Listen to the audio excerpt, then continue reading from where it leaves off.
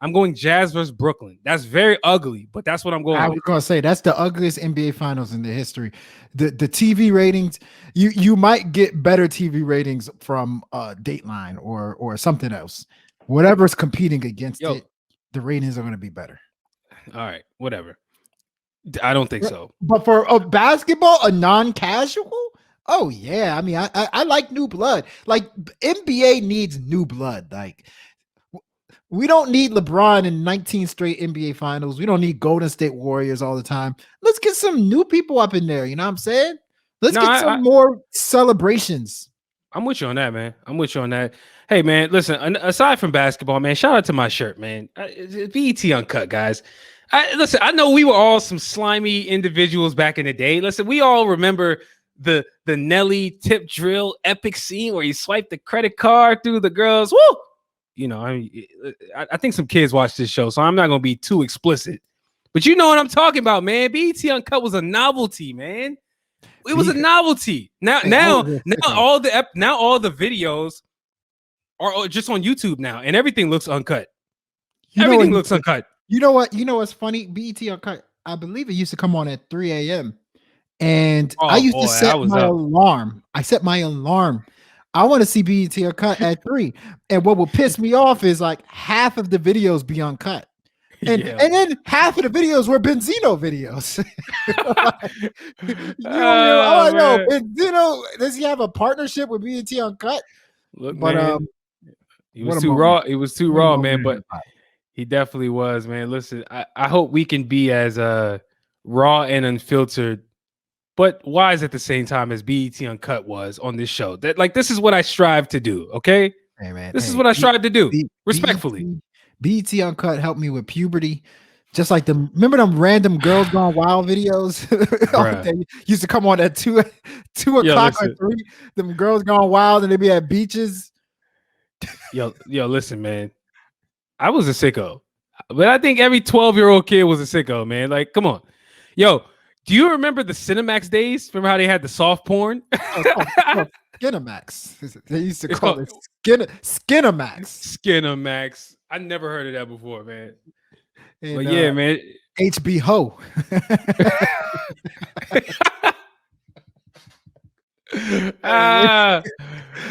Yeah, they didn't. Nobody called it that, but I get where you're coming from. But yo, listen, them porns are bad though, bro. The storylines are awful. They'll be like, "Oh yeah, a plumber just randomly knocked on my door, and the plumber looked like freaking a model, 6'3" model over here, and then somehow, some way, they get it going on. Like, hey man, it was. That's all we had, man. We didn't have all these other porno sites. They weren't so easily accessible. Yo, man, listen, enough of the porn education and historical context. That's not why the people showed up today. But hey, man, if you guys like that content, hey, go to Pornhub.com. I'm sure you can do a deep dive. You know the sites to go to, huh? Who doesn't know Pornhub.com? Even your local priest knows what Pornhub.com is. Let's be honest. All right. Okay. But no, guys, we got a jam-packed show for you guys. We got some dope topics. We hope you guys stick around for the whole show. Subscribe to our YouTube, Dream Vision Network. That's where we post all of our content. So if you got this far, hey man, go down and hit that subscribe button, like the video, and Q, man, talk about the ratings game videos, man. That's popping up on the channel. Oh yeah, man, ratings game music. We doing some big things. We got RGM TV. It just launched the other day. There's a sick ass video series that I would say everybody should check out. It's called Land of the Top Fives. I break down the top 5 songs from certain albums. I did The Voice of the Heroes 2 weeks ago, and I did Migos Culture 3 top 5. So check it out. I think it's funny. I think it's lighthearted, and I think it's cool. It's cool.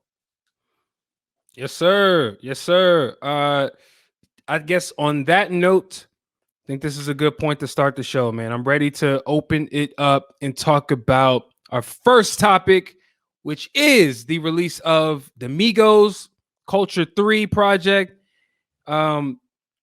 This is a topic that came up, I think, 2 episodes ago for us, where we talked about like, can the Migos reach new heights?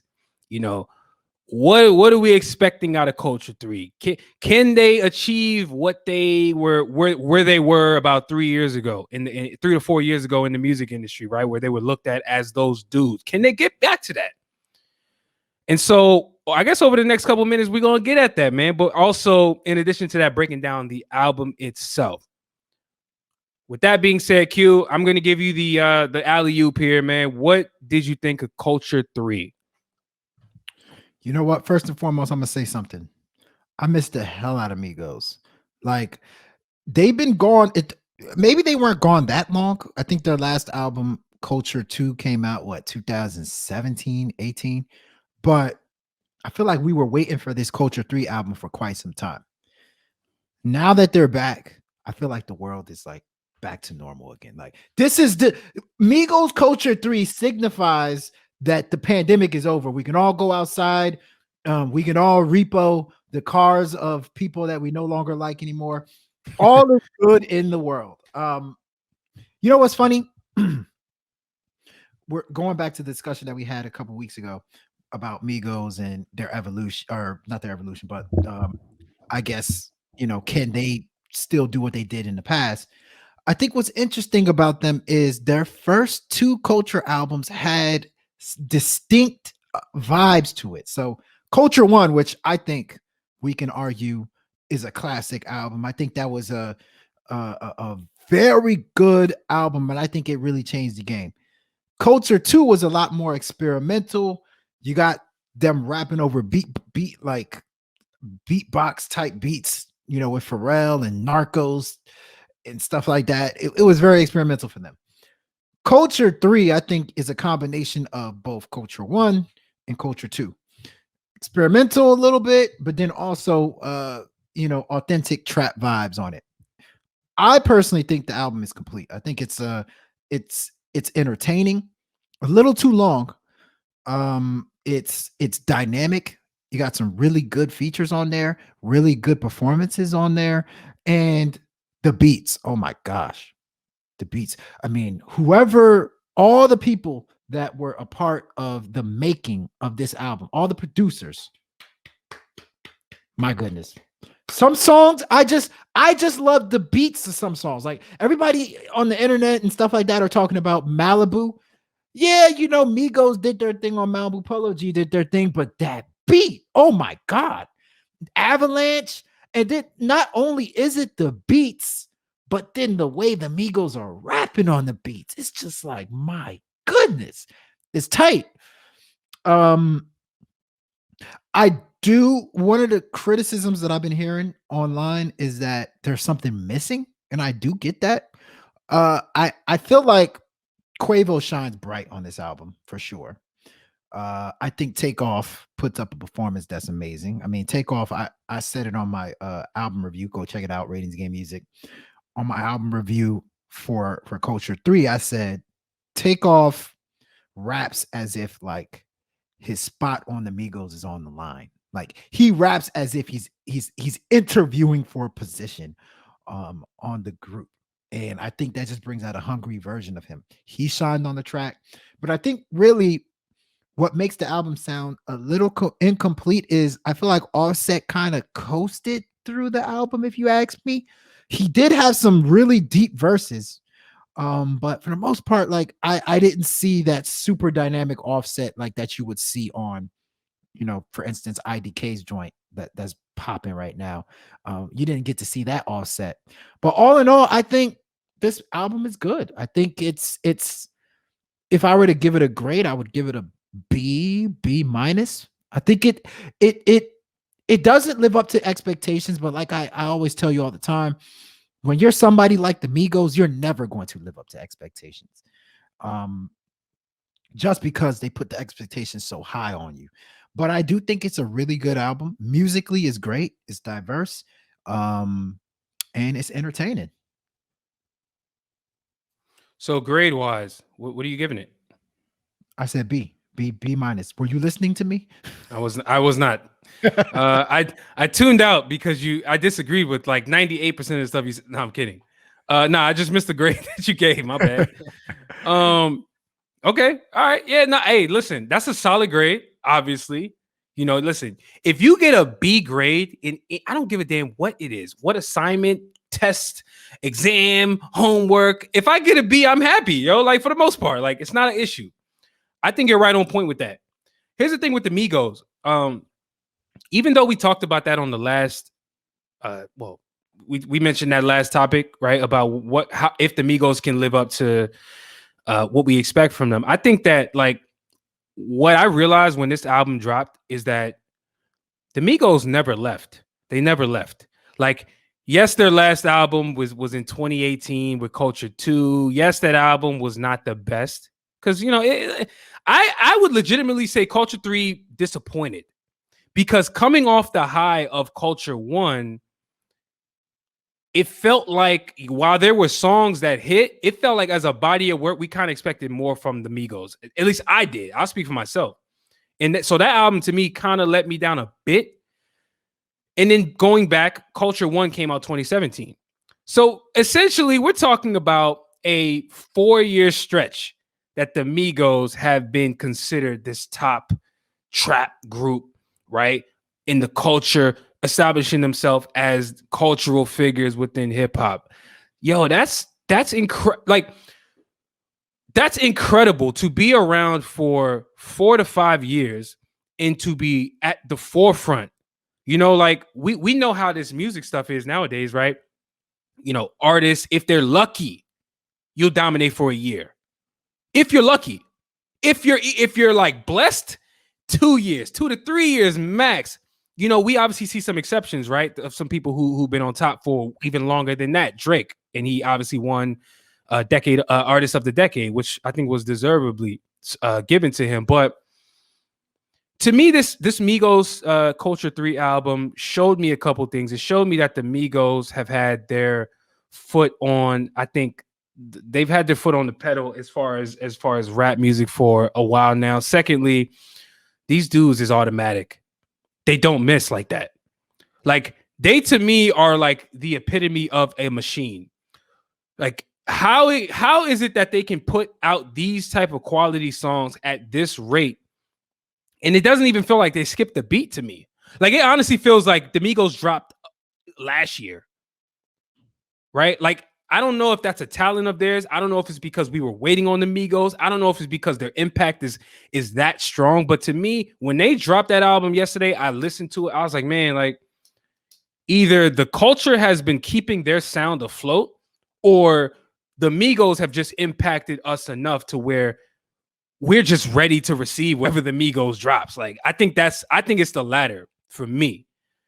They've done enough for me in the history of their, I guess, careers since how long they've been popping for me to really be here for all the music that they drop. And so with that being said, here goes some of my favorite songs from the project. This is in no order, by the way. So number 1, Avalanche. The album starts off with Avalanche. I think the video is even more fire than the song is, but whatever. I'm sure y'all like the song as well. They actually dropped that song, I believe, a day or two before the album dropped. The visuals are cool. I also like that song Malibu with Polo G. It was cool. It was cool. It was cool. I do think it was a standout. I'm not about to sit here and say it was the best song on the album, but I think it's one of the better songs on the project from a production, just energy standpoint, everything. They came with it. Of course, we can't. I would be remiss if I didn't bring up Drake.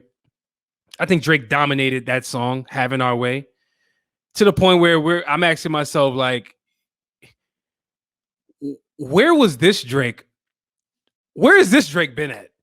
We over here. How the hell is Drake getting artist of the decade and he delivering performances like he did on Having Our Way? Like that joint made me think, is Drake gonna go on another run? That's the type of energy that Drake came with on that song. You know what I'm saying? And so I can name a whole bunch of other songs, but just know that like I think this album is more than solid. There were a couple misses towards the end of the album, like for example, Mahomes, Why Not, Handle My Business, Time for Me. Like it kind of fell flat towards the end, but I think they had enough impactful songs on this project to remind me, you, the listeners, the world that they may have been right when they said they were the culture number one, and they may have been right to be on their own dick like they have been this entire time. Like they are them dudes for real. The Migos are them guys. Yeah, I mean, you know, and by the way, I'm giving this album a B as well because, like I said, it did enough. I could not give it more, and I couldn't give it less. I thought about knocking it, but I just think the impact was there enough for me to give it a B. But go ahead. Yeah, spot on, spot on. I mean, you know what I think it is? I think Migos, when they first came out, were so ahead of their time that even right now, the industry has caught up to them. So at the minimum, they are just doing what everybody else is doing. But like at the time Culture One came out, they were so ahead of their time. Like nobody was doing what they were doing. Specifically Quavo. Quavo to me is a superstar. He has superstar written all over him. And I think we had Quavo fatigue at one point. I think it was around 2018, 2019. We were hearing him on every single hook.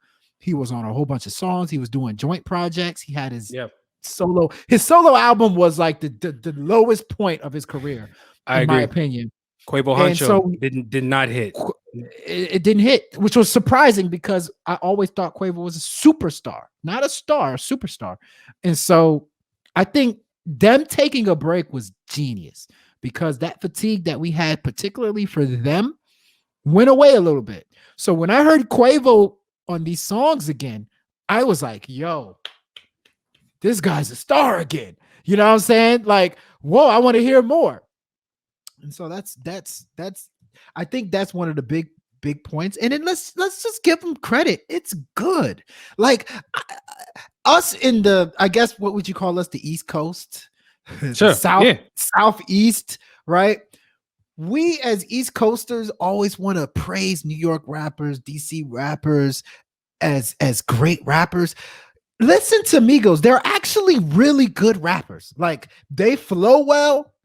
They hit us with some decent punchline. Takeoff has bars, y'all. Like Takeoff actually has bars that are equivalent to some of the so-called best rappers out. Like Offset to me is one of my favorite rappers in the game. Like how he's able to manipulate beats the way he does is kind of unmatched. And you know, like I said, Quavo is a superstar. So aside from them being the culture, they're actually pretty good rappers too. And I think it's time that we start acknowledging that part of the about them. You know, I'm actually glad you said that because you were actually you went where I was trying to go as well. You know, I was on Twitter yesterday actually, when the album dropped, and you know, of course there's gonna be naysayers and shit like that. I get it. You know, people who don't like whatever they don't like.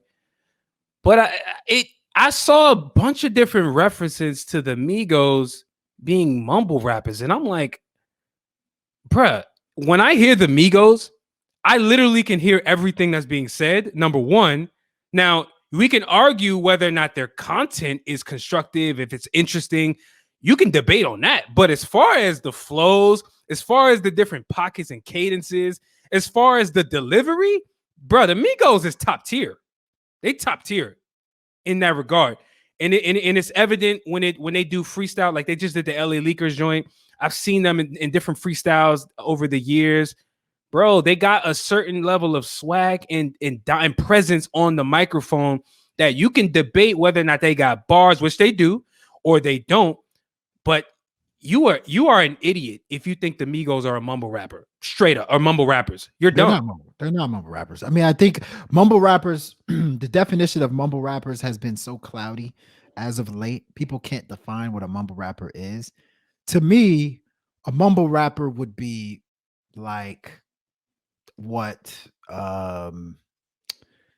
Ski Mask the Slump God sometimes does, even though Ski Mask kind of sounds like Migos at times too, but he kind of mumbles a little bit. Like Gunna's a mumble rapper for sure. Gunna's 1000% a mumble rapper. Gunna's the definition of a mumble rapper even Young Thug. Young Thug Young mumbles Thug is a from mumble here rapper. and there. You I know would even that say I don't want to say Kodak is a mumble rapper because he's not. I can hear him, but he's just incoherent. there's sometimes where he slurs his damn words. You can't He just fucking hear what he's slurs a saying. lot, but I wouldn't consider him a mumble rapper. But Gunna Exactly. is mainly Gunna. Nav a little bit. It's a little bit like that.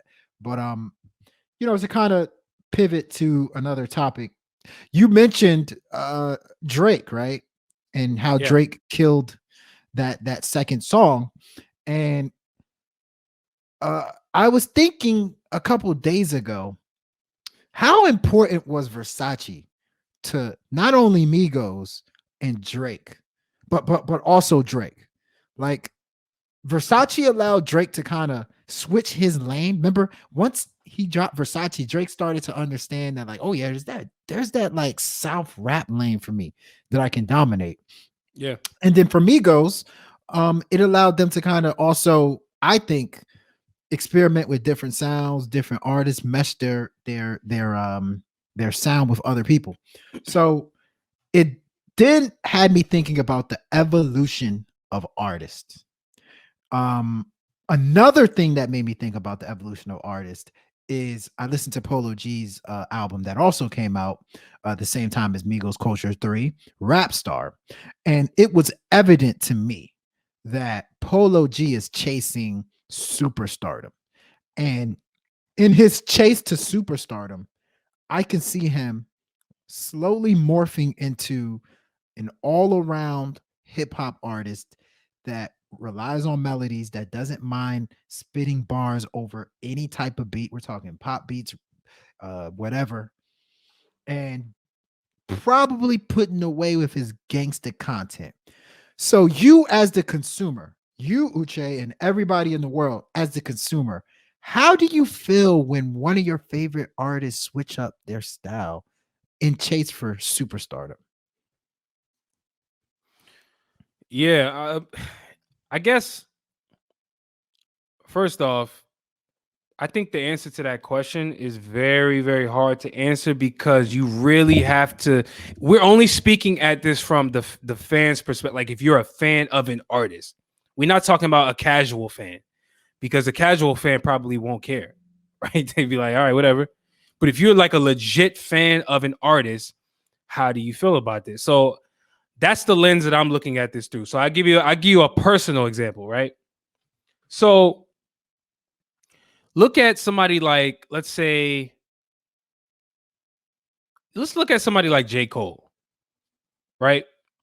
And I know you said superstardom, but the way I'm kind of attacking this is more of just like the artist is evolving, whether it's personally, musically, It can be anything. It you can know, be anything. like Yeah. appearance wise. Like Yeah. J. Cole, Yeah. J. Cole to me was a guy who came into the industry as somebody who was hungry, as somebody who was looking for greatness. He was searching for greatness. He was striving for greatness, and he had all of the tools that would kind of make his point at the end of the day. But you sprinkle in all of the glitz and the glamour aspect of rap, and J. Cole was all about that shit from day one. The money, the cars, the women, the clothes. He talked about all of it. He talked about wanting it. He talked about that validating himself as a rapper and even maybe as a person. But then as you saw him drop his first album, Sideline Story, which included that type of content, you slowly but surely saw him musically and content-wise changing his message, changing his appearance, changing what he was trying to put out there in the world. Born Sinner drop. He was having dilemmas internally. You could tell it was all in the music. You know, Sparks Will Fly. He's having these battles internally. Slowly but surely, he drops the next album, which was drumroll cue. What was his third album? This is a J. Cole quiz. His third album wasn't it the one where he's sitting on the steps? Forest Hills Drive, right? Forest Hill Drive, yes. From Born Center to Forest Hills Drive was a complete 180 in terms of his appearance, in terms of everything else. And I think that for me, as somebody who's a fan of J. Cole, I respected that because it's like I respect somebody who's trying to evolve. I will never sit here and block somebody's shine, even though like I'm insignificant to J. Cole's internal like evolution. But I think we as fans always are put in those positions where our favorite artists are going through things. They're trying to figure out who they are. And it's like you have a fork in the road. Like, do you want to go along that journey? Or do you want to exit? You want to get off the highway and exit now because you're not really with the message that they're putting out, these days. I think it's hard to do. I think if you're a fan of an artist, though, it's probably beneficial for you to go along with that journey, because just like that artist, we all have our own routes to take. It's not always going to be Our artist is not always going to end up how they started. Some do, but most don't. Look at the Migos, perfect example. The Migos, I could argue, yes, they've evolved a bit, but have they really changed from who they were even before they dropped Culture, in terms of the messaging, in terms of the swag? Come on, it's kind of the same Migos. Let's be honest. You haven't really, if you're a Migos fan, you haven't really been put in those types of predicaments. So I think it's tough. I have a bunch of names I want to throw out here. Like, for example, just names of artists that have kind of evolved over time. T.I. is one, right? We've seen the evolution of T.I. in real time following his legal issues. Young Jeezy, right? Going from the snowman to being now a grown ass man who's over here having to be the bigger person in a versus battle with Gucci Mane, right? Like, he's all about his grown man shit nowadays, right? Nas. Look at Nas. Like, Nas has always been a guy who's been wise, clearly, from the inception of Illmatic and just some of his early projects. We've always heard the wisdom in Nas's lyrics, but bro, now he's on a whole nother level. He's talking business shit. You either know what he's talking about, you either want to know what he's talking about, or you don't care about what he's talking about. But it's undeniable that Nas has gone through a business evolution where he's gotten his own rep up, and building himself up as a professional. You know what I'm saying? Jay-Z's another. I'm sure you're going to touch on some of this stuff, but my thing is, I think fans are always put into a predicament when our favorite artists change. And it's up to us to figure out, like, if we want to change with them. I think you should change with your favorite artist, man. We're all growing. And I think you should grow with them, honestly.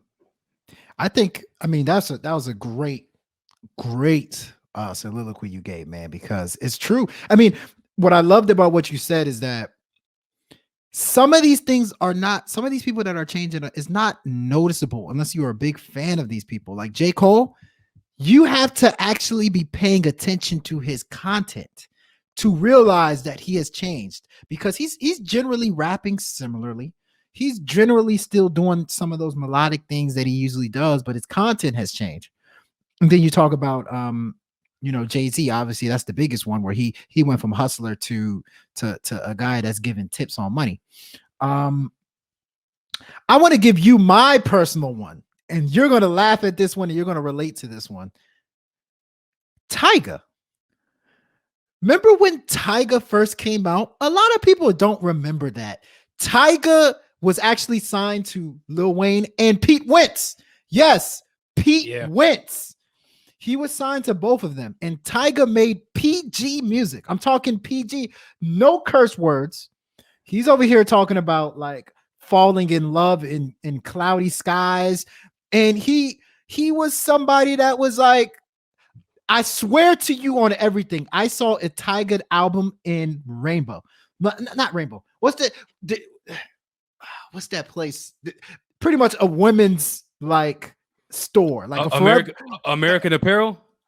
No, not that. Like a women's store, like a Lululemon.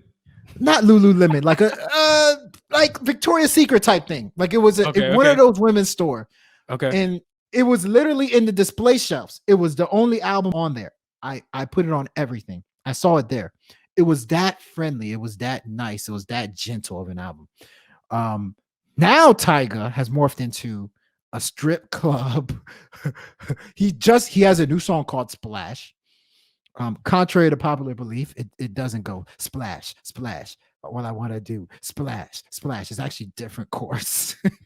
But he has a new song called Splash. His last couple of songs were strip club songs. If you grew up on the original Tyga, this is completely different what he is now. And to me, while in one sense, I value somebody that's able to stay the same because for every artist that we said changed, there's several that stayed the same. Like Juicy J, I think stayed the same throughout these years. I think Outkast, for the most part, when they were still in music, they stayed the same. Um, I think the evolution of an artist is important because music is so broad, and on your journey to success, there's so many different elements of music that you learn. You know how to make your melody sound crisper. You know how to incorporate different instruments into your songs. You know how to work with people that bring out the best in your voice, your singing style, etc., etc. Music is and always has been uh, a art form that requires communication, and it requires retooling every single time. So I think if you are a fan of artists, you got to appreciate that evolution because that means they appreciate the art form that is music. And that is the most important thing. Music needs to be catered to. And the more and more we try to improve how we make our music, I think the more and more the music gets better. In terms of Polo G, real quick, I for true fans of Polo G that wanted to see songs like what is it, 21, you wanted to see songs like the joint that he has with DJ Mustard. I got something to tell you. He's not going to be making those songs in the next 2 years. I see Polo G turning into a more diverse artist that hops on more pop songs. He sings more melodies. I can see him. I can see him doing Afro pop. I can see him even doing away with like that hardcore rap for the most part. And so if you're a fan, just go along with the ride, man. Go along with the ride. Yo, I want to say no. That's a good point about Polo G. Two things. Number one, that was probably the biggest surprise of that album. I know that wasn't a topic, but I was shocked. I was shocked to a degree at the diversity production wise on that project. It's not that I didn't think that Polo G could do it because I've heard him sing, but he had a song called "So Real." Like he was legit singing. It was Like it was different. it was like It a was fucking R and different. B ballad. That joint was like a Yeah. ballad. Yeah. You know. Yeah. Then he had The joint with the baby, the joint with the baby. Yeah, the party life. that's a Yeah. hit. Yo, it was That crazy is a because like, commercial hit. bro, the baby is a guy who we've seen go pop. We've seen it. Yeah. It Yeah. happened in real time. Yeah. Polo G is 1000% on in the queue to do exactly what the baby is doing, just maybe even more diverse. I even think he could do it even better musically Of than, course. than the baby can, you know? So very interesting. Nah, man. Yeah, listen, man. Evolution is good. Evolution is good. That's the bottom line.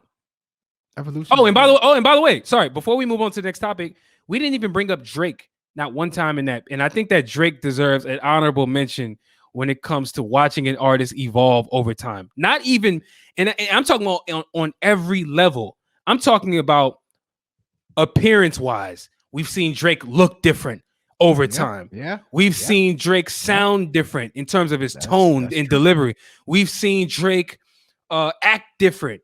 We've seen Drake, his content change from Heartbreak Drake to only talking about women and some of the misfortunes he's had in relationships to talking boss shit. Like he over here flexing on that song with Migos. He talking about, I told myself I wasn't. He said I told myself I wasn't going. I wasn't going to do this verse without talking about my plane, but I got a Yeah. plane. It's like That's we crazy. seen him talk big money shit, and it's like to see where Drake started. If you're somebody who was hating on Drake, man, like the dude has evolved in front of us, and it honestly, I And love it. it's I love it. amazing to I love see. it. It's amazing to see. I just the reason that that topic was really in my head is because you know there's such a negative connotation with the evolution of an artist. Some people call it change up. Some people say the artist, man, he switched up on me, or some people call it you know, selling out or something like that. I say evolution. Let's say that, and I think we need to appreciate that more personally.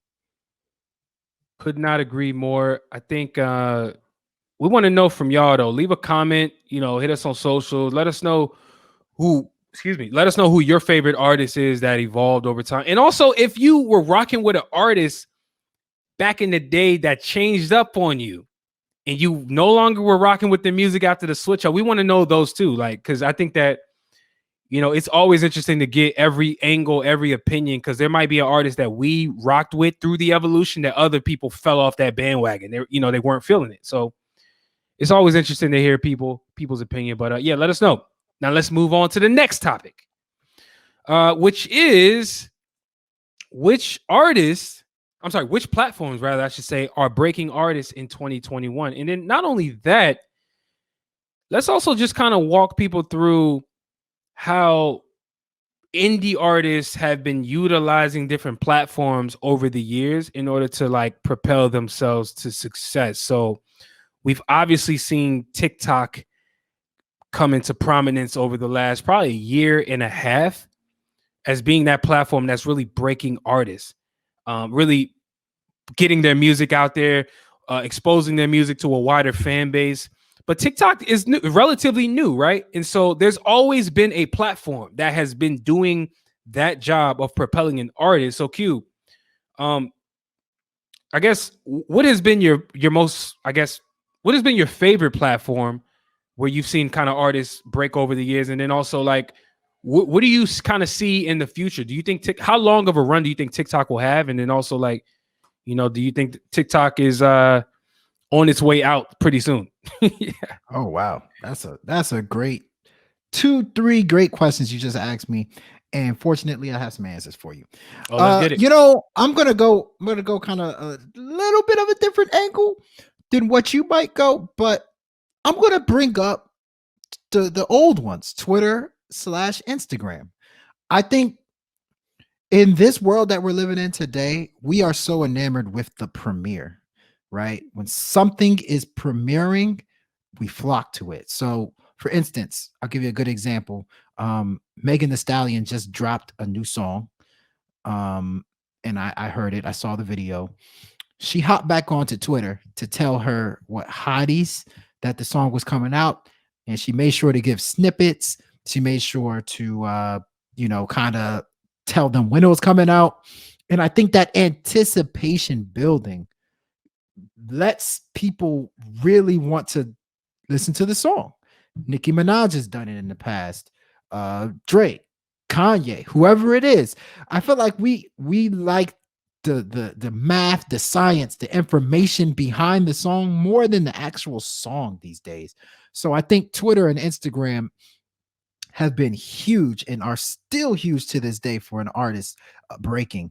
Now, what I think makes Instagram so interesting and why I think it's the most important platform is because Instagram is evolving. There goes that word again. Instagram implemented stories. Instagram implemented new reels that people can use.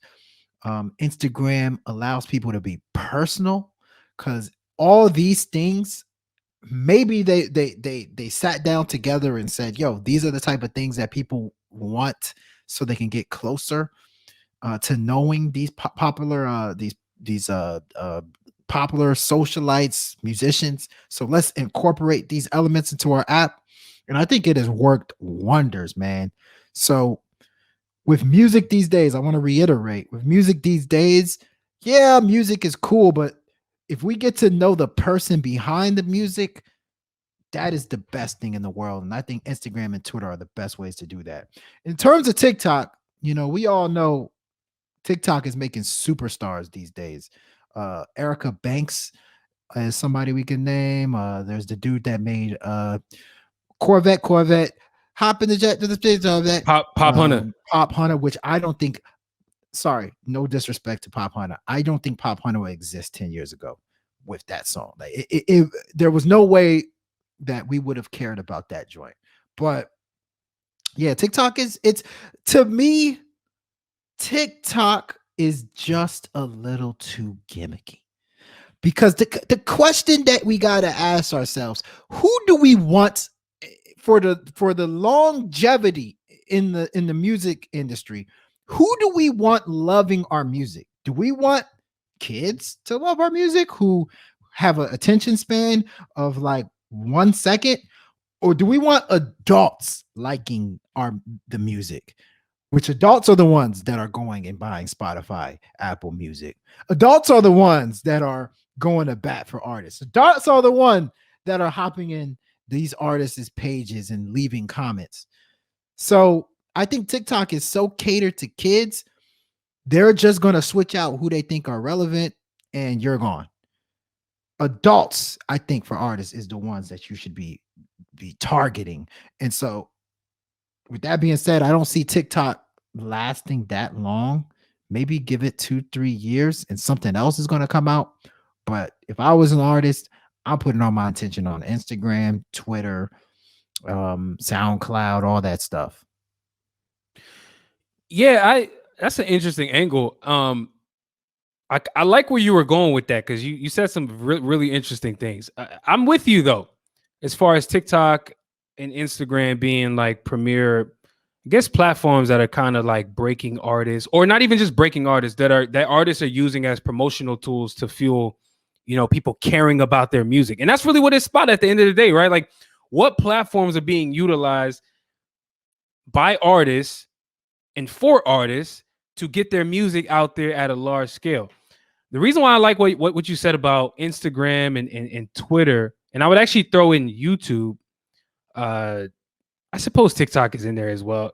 More so because I look at those platforms as social media tools. And so social media as in like, how are artists showing their personality?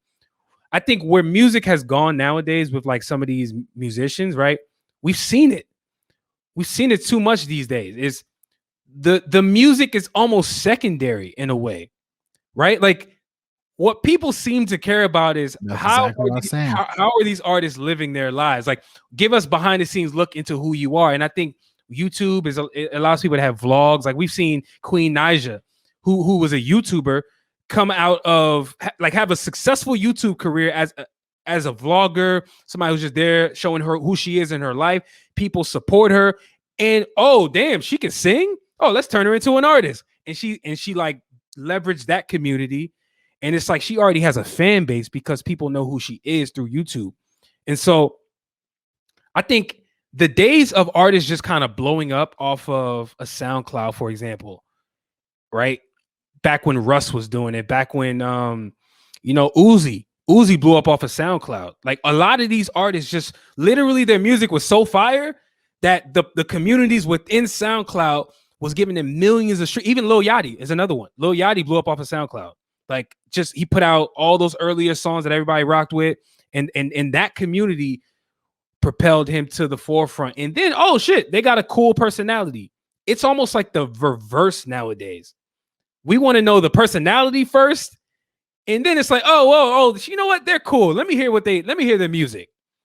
Versus how things have been the other way around. And so we've seen newer platforms like Audiomack come into the forefront.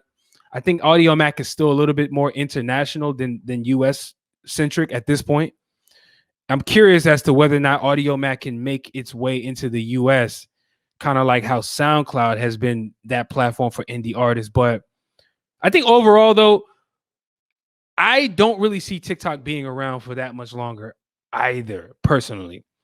I think Instagram has shown their dominance over the last probably 5 to 7 years, maybe even longer, where every time there's another platform that starts to emerge, Instagram will literally just copy. Let's just call it what it is. They'll copy the feature and they'll be like, yo, listen, hey, we do it too, because they already got more people. Instagram, to me, is probably the biggest tool for artists. Like, I really believe that. Instagram and Twitter, but mainly Instagram. And so I'm with you on that, man. I think as an indie artist, man, like, if we can get a glimpse into your behind the scenes life, how you make your music, what is your recording process? How are you like with your family? What are the things that you like doing? Do you like bowling? Do you like to shop? Show some aspect of who you are. And I think that's how you guys are going to hook people, for real. And it's like, if you notice also, Instagram, you get the most support, public support, right? Let's say Meek Mill drops a song tomorrow, and he says, "I'm about to drop a song." Let's say that he puts the album artwork. Maybe he puts a snippet of the song in the comments section. Instagram has made it to where you can see, oh, Jay-Z said fire. Oh, French Montana is co-signing the song. Oh, such and such. That helps. I'll give you an example. Speaking of French Montana just dropped a song called F With It, Get a Bag, right? But with me, get a bag. They're claiming, plenty of people are claiming that this is going to be the song of the summer. How is that possible? Because Diddy has co-signed it online. That's his man's. His of video, course he's gonna say that. There's a video of Tory Lanez posted on Instagram that said, "Man, I knew when you made this song it was gonna be a hit." It's like that promotion that Instagram, Twitter, and all these things provide that I'm not sure TikTok. I don't know. I'm not a big TikTok user, but when it comes to promotion, when it comes to, you know, displaying popularity, nobody does it better than Instagram.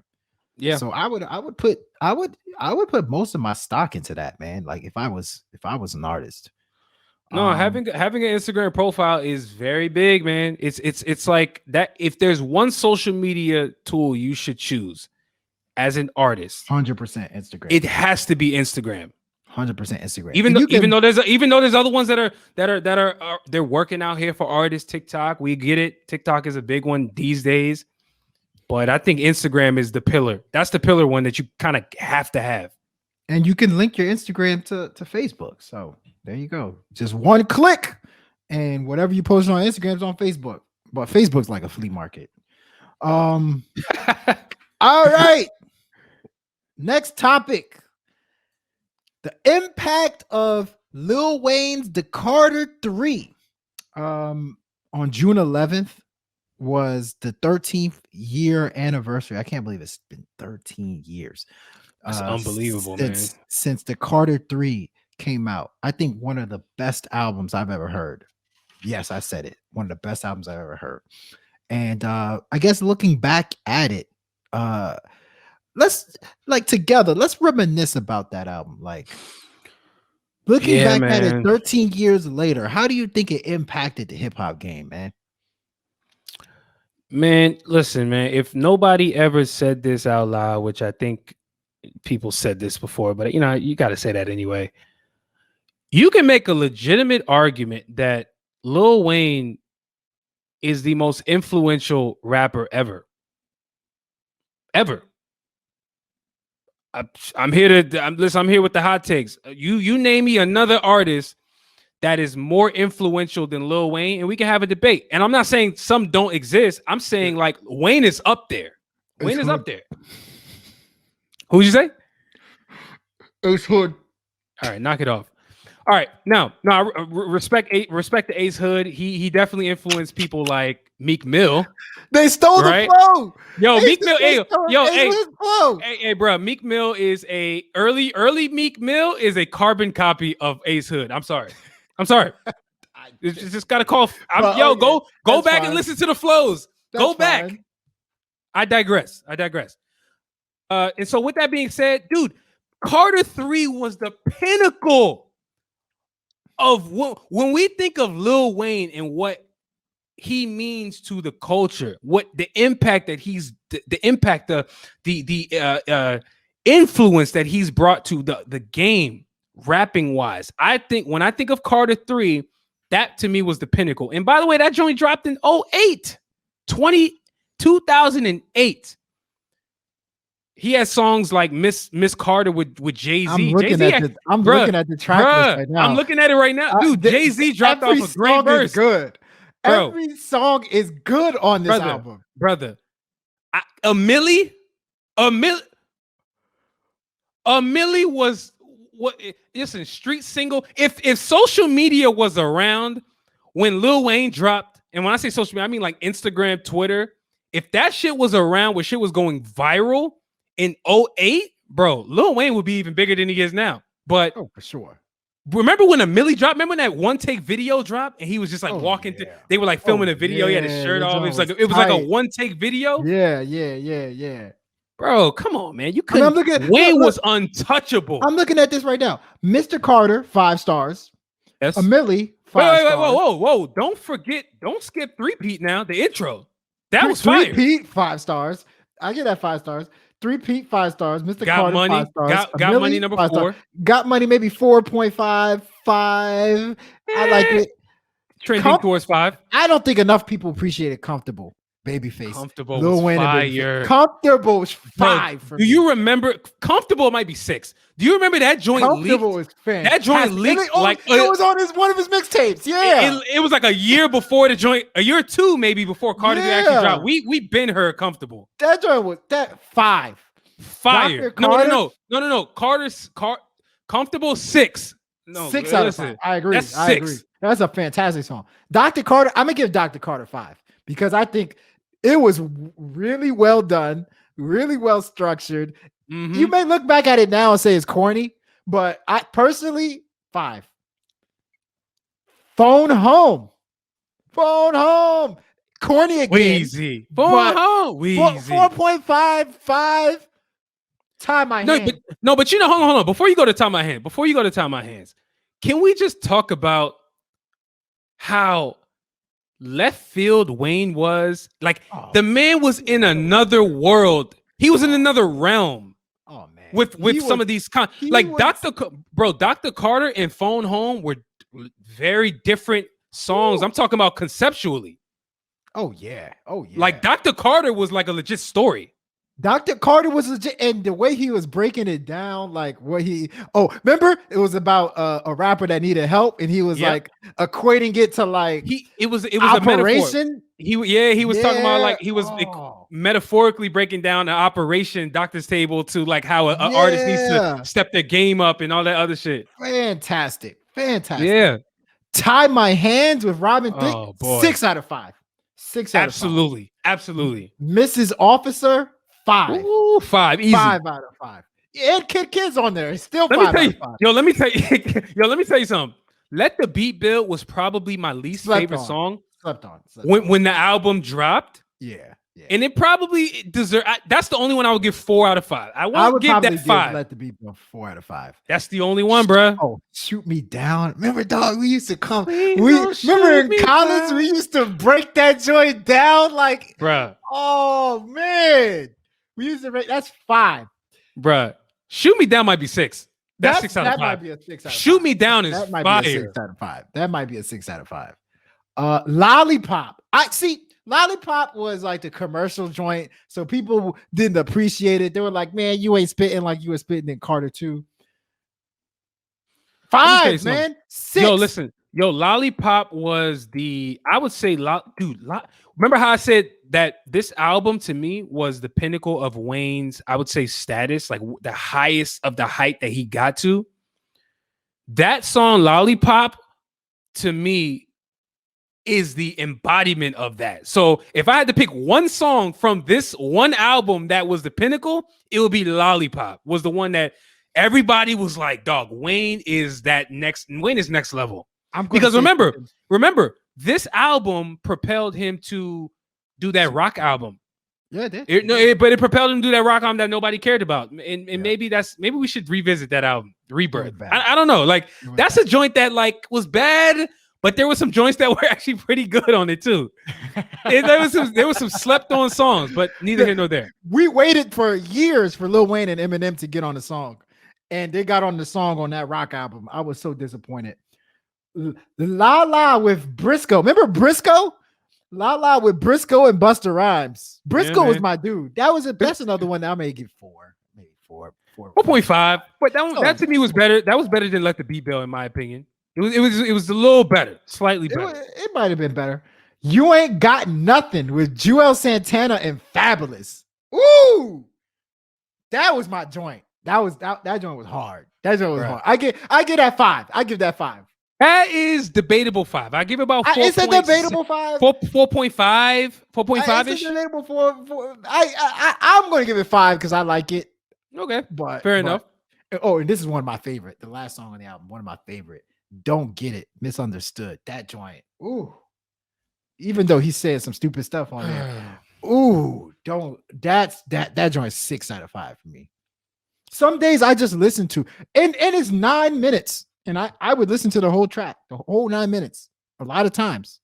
I need to revisit this album, and maybe I'm going to do it when the show ends, because, bruh, some of those moments that Wayne delivered on this, man, will forever be remembered. This is a classic album. That is a classic. This is a classic album. Classic album. Now I don't know. I've had this discussion with people over time, and some people say Carter 2 is Wayne's best album. I've heard people say Carter 1. I disagree with Carter 1. I think if you say Carter 2, I'm with you. But however, if you say Carter 3, I'm not arguing with you. Like, if you want to sit here and say Carter 3 is Wayne's best album, you ain't gonna get no debate from me. I think that Carter 3 had more hits. I think Carter 3 was a bigger moment. I think Carter 3 Impact was the pinnacle of Wayne's career. However, Carter 2 with Fireman and some of these other joints, that was like the starter pack, the starter kit for what Wayne was destined to be. That to me was a harder album. Carter 2, obviously. Like, Carter 2 was just tough. Carter 3 is just, to me, a great album all around. And I'm officially going to say it. I'm going to end the debate right now. Carter 3 is better than Carter 2, people. Okay. There's no way around it. Like I'm no longer arguing anymore. Carter 3 is better than Carter 2. You will get no debate from me. And so here's the thing. I'm glad you said that, because like I said, I'm not going to argue with you. What I will say is I believe Carter 3 is better than Carter 2, but Carter 2 is my favorite out of the two. There's a difference. I agree with that. I get that. Yeah, I always like to make that distinction, because like Carter 2 plays a whole place in my heart. It's different, man. It's different. We were in high school, like, listening to that shit. Like, it was just a different feeling. That was when people started to wake up and be like, yo, hold on. Yo, Wayne is a problem. Like, he's an issue. You got to deal with him.